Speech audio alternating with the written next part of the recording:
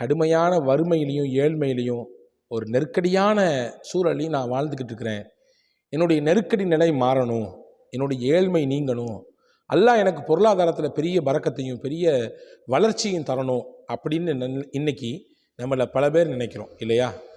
எது கொடுத்தாலும் மனநிறைவான வாழ்க்கை எனக்கு தரணும், குறைவில்லாத வாழ்க்கை இருக்கணும் என்று எல்லாருக்கும் நினைப்பு இருக்குது. அந்த நிறைப்பு நிறைவேறுவதற்கு அல்லாஹ் நமக்கு தந்திருக்கக்கூடிய பொக்கிஷமான ஒரு விஷயத்தை நான் இன்றைக்கு உங்களுக்கு முன்னால் சொல்லித்தரப்போகிறேன். திருக்குரானில் 30 வசனங்களை கொண்ட ஒரு அத்தியாயம். அதை ஓதுவதன் மூலமாக கிடைக்கக்கூடிய பலன் இதை மட்டும்தான் இந்த காணொளியிலே நான் தரப்போகிறேன். தொடர்ச்சியாக இந்த காணொளியில் முழுமையாக பாருங்கள். சிறந்த பலன் உங்களுக்கு கிடைக்கும் என்று நான் இதன் மூலம் நம்புகிறேன். நபிகள் பெருமானார் ஸல்லல்லாஹு அலைஹி வஸல்லம் அவர்கள் சொல்லித்தந்த ஒரு அற்புதமான ஒரு சூரா இது. குரானிலே இருக்கக்கூடிய ஒரு மகத்தான திரும்ப திரும்ப ஓதப்படுகிற சூறாக்களிலே ஒன்று. நம்மிலே பலருக்கு அது மனனமாக கூட இருக்கலாம். எல்லாரும் யாசின் ஓதுவோம், தொடர்ச்சியாக இன்னும் சிலர் இதையும் சேர்த்து ஓதிக்கொள்வார்கள். வேறு எதுவும் இல்லை, சூரா முல்க், தபாரக்கல்லதி பீதிஹில் முல்க் என்று துவங்கக்கூடிய அந்த அத்தியாயம்தான். 30 வசனங்களை கொண்டது. கரெக்டாக 30 வசனங்கள் அதில் இருக்குது. அந்த சூறாவினுடைய மகத்துவத்தை நீங்கள் உள்வாங்கிட்டீங்கன்னா நிச்சயமாக ஓததை விட மாட்டீங்க. என்கிட்ட கேட்டால் டெய்லி அதை ஓதிடணும். சொல்லப்போனால் இஷாவுக்கு பின்னாடி ஓதுறது சிறப்பு, தூங்குறதுக்கு முன்னாடி ஓதுறது சிறப்பு.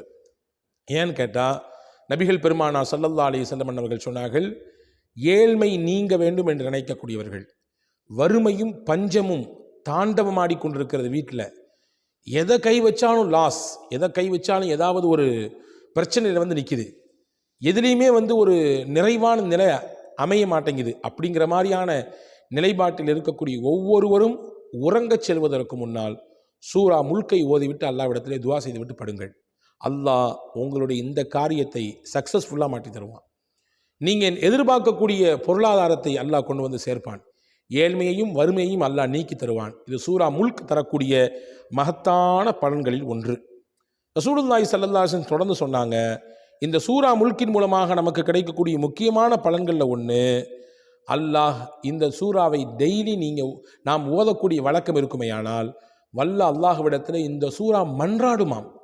என்ன மன்றாடும்? யா அல்லாஹ், இவர் என்னை டெய்லி ஓதி வந்தார், ஹாசமத் அன் சாஹிபிஹா ஹத்த அத்ஹலத்ஹு அல் ஜன்னஹ். அல்லாஹ்விடத்திலே அந்த சூறா மன்றாடும், யா அல்லாஹ், இவர் டெய்லி என்னை ஓதினார், எனவே இவரை நான் விட்டு தர மாட்டேன், இவரை நீ எங்கேயும் அனுப்பக்கூடாது, சொர்க்கத்திற்கு அனுப்பு, சொர்க்கத்திற்கு அனுப்பு என்று கடைசி வரை அல்லாஹ்விடத்திலே மன்றாடி கடைசியிலே அவரை சொர்க்கத்திற்கு கொண்டு போய் சேர்த்ததற்கு பிறகுதான் அது தன் நிலைக்கு வரும் என்று பெருமானார் ஸல்லல்லாஹு அலைஹி வஸல்லம் சொன்னாங்க. அப்போ சூரா முல்கின் மூலமாக கிடைக்கக்கூடிய முதல் பலன் வறுமையின் ஏழ்மையும் நீங்கி பொருளாதாரத்தில் செழிப்பு கிடைக்கிறது. இரண்டாவது முக்கியமான பலன், டெய்லி அதை நாம் ஓதிவிட்டால் நமக்காகவே நாளை அல்லாஹ்விடத்திலே மன்றாடுகிற சூறாவாக அது இருக்கிறது. மூணாவது முக்கியமான பலன் என்ன தெரியுமா? ரசூலுல்லாஹ் சொன்னார்கள், சூரா முல்கை தினசரி ஓதி வந்தால் நமக்கு இந்த துன்யாவினுடைய வாழ்க்கைக்கு பிறகு அடுத்து ஒரு வாழ்க்கை இருக்கிறது. அதுதான் ஆலமே பர்ஸக், மர்மமான உலகம். அது என்ன உலகம்? மண்ணறையின் வாழ்க்கை. மண்ணறையில் என்ன நடக்கிறது என்று யாருக்காவது தெரியுமா? அல்லது யாராவது சொல்லி நாம் கேட்டிருக்கிறோமா? நம்பியிருக்கிறோம். மண்ணறை வாழ்க்கை ஒன்று இருக்கிறது. அதில் 2 விதமான நிலைப்பாடு இருக்கும். நல்லவர்களுக்கு அது பூஞ்சோலையாக, குளிர் தரக்கூடிய இதமான ஒரு ஏர் கண்டிஷன் ரூமாக, அவரை வரவேற்கக்கூடிய ஒரு மாளிகையை போன்று விசாலமான இடமாக அது மாற்றி அமைத்து கொடுக்கப்படும். ஆனால் அதற்கு நேர் மாற்றமாக உலகத்தில் பாவமும் தவறும் இதோடே கலந்து வாழ்ந்த ஒரு மனிதர், நவுது பில்லா, அல்லாஹ் பாதுகாக்க வேண்டும், அதுதான் அவரின் வேதனையின் மொத்த இடமாக மாறும். அதுதான் அவருடைய வேதனையின் மொத்த இடமாக மாறும்.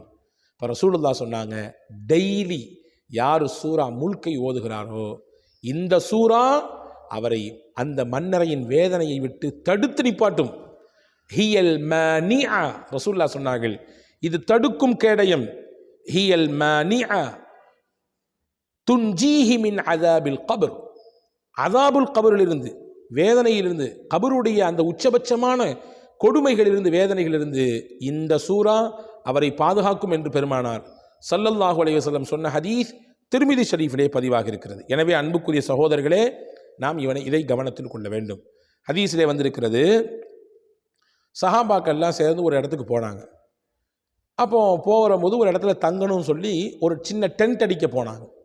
இப்போ டென்ட் அடிக்கும்பொழுது ஒரு குச்சியை கொண்டு வந்து தரையில் வேகமாக டங்குன்னு அடிக்கும் பொழுது உள்ளிருந்து ஒரு சத்தம் கேட்குது. உள்ளிருந்து யாரோ குரான் ஓதுற மாதிரி சத்தம் கேட்குது.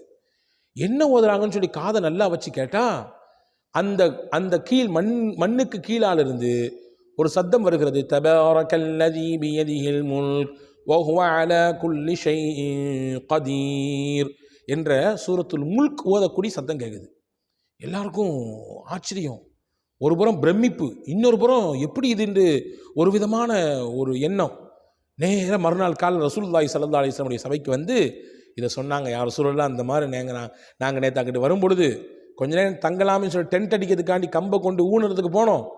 ஆனால் கம்பை கொண்டு பூமியில் அடிக்கும் பொழுது கீழே சத்தம் வந்துச்சு, தபாரக்கல் சூரா ஓதுறமா சத்தம் வந்துச்சு. அப்போ ரசூலுல்லாஹி ஸல்லல்லாஹு அலைஹி வஸல்லம் சிரிச்சுக்கிட்டே சொன்னாங்க, அங்கே ஒரு கபர் இருக்கிறது, ஒருவர் நல்லடக்கம் செய்யப்பட்டிருக்கிறார், அந்த மனிதர் தினசரி சூரா முல்க் ஓதினார். சூரா முல்க் ஓதியதினாலே அந்த சூரா அவரை அங்கே பாதுகாத்து கொண்டிருக்கிறது. அந்த சூரா அவருடைய கபருக்கு பாதுகாப்பாக அல்லாஹ் அமைத்திருக்கிறான். அவருடைய வேதனையை விட்டு பாதுகாக்கும் கேடயமாக அல்லாஹ் அதை அமைத்திருக்கிறான். அப்போதான் ரசூலுல்லாஹ் சொன்னாங்க, ஹியல் மானிஆ, சூரா முல்க் இருக்கிறது கபரினுடைய வேதனையை விட்டு அவரை பாதுகாக்கும். அன்பு சகோதரர்களே, வாழுகிற பொழுது டெய்லி ஓதுங்க. உங்களால் முடியலையா, உங்கள் குடும்பத்தில் யாராவது அல்லாஹ்விடத்தில் சென்று விட்டார்களா, அவர்களுக்காக வேண்டி தினமும் ஓதி அவர்கள் பேரிலே ஹதியா செய்யுங்கள், அவர்களின் பேரிலே நீங்கள் எடுத்து வையுங்கள். அல்லாஹ்விடத்தில் அதனுடைய நன்மைகளை அவருக்கு கொண்டு போய் சேர்த்து விட அல்லாஹ் என்று நீங்கள் துஆ செய்யுங்கள். அதன் மூலமாகவும் அவருடைய வேதனை குறைக்கப்படுவதற்கு வாய்ப்பு இருக்கிறது. எனவே இதை நீங்கள் கவனத்தில் கொள்ளுங்கள். ரசூலுல்லாஹி ஸல்லல்லாஹு அலைஹி வஸல்லம் சொன்னார்கள், ஏழ்மையை நீக்கக்கூடிய சூரா, அதே போன்று நாளை அல்லாஹ்விடத்திலே மன்றாடக்கூடிய, நமக்காக வேண்டி மன்றாடக்கூடிய சூரா, கபருடைய வேதனையை விட்டு நீக்கி தரக்கூடிய சூரா மட்டுமல்ல. ரசூலுல்லாஹ் தொடர்ந்து சொன்னார்கள், அபூதாவுதிலே வந்திருக்கிறது, இன்ன சூரத்தன் ஃபில் குர்ஆனி 30 ஆயா, குர்ஆனிலே ஒரு சூரா இருக்கிறது, அதற்கு 30 ஆயத்துகள். ஷுஃபிஅத் லி ரஜுலின் ஹத்தா குஃபிர லஹ், அல்லாஹ்விடத்திலே அது மன்றாடும், அவருக்கு மன்னிப்பு கிடைக்கும் வரை, அவருடைய மன்னிப்பை பெறும் வரை அது விடவே விடாது, அல்லாஹ்விடத்திலே அது போராடி கொண்டே இருக்கும் என்று பெருமானா ஸல்லல்லாஹு அலைஹி வஸல்லம் சொன்னாங்க. ஏன்னா அப்படிப்பட்ட மகத்தான சூரா முல்க் 29வது ஜுஸுவினுடைய முதல் சூரா. பெரும்பாலான நபர்களுக்கு சூரா முல்க் சொன்னால் தெரியும், சில பேருக்கு தபாரக்கல்லதீன் சொன்னால் தெரியும். அந்த சூறாவை அவசியம் நாம் தினசரி ஓதுவோம்.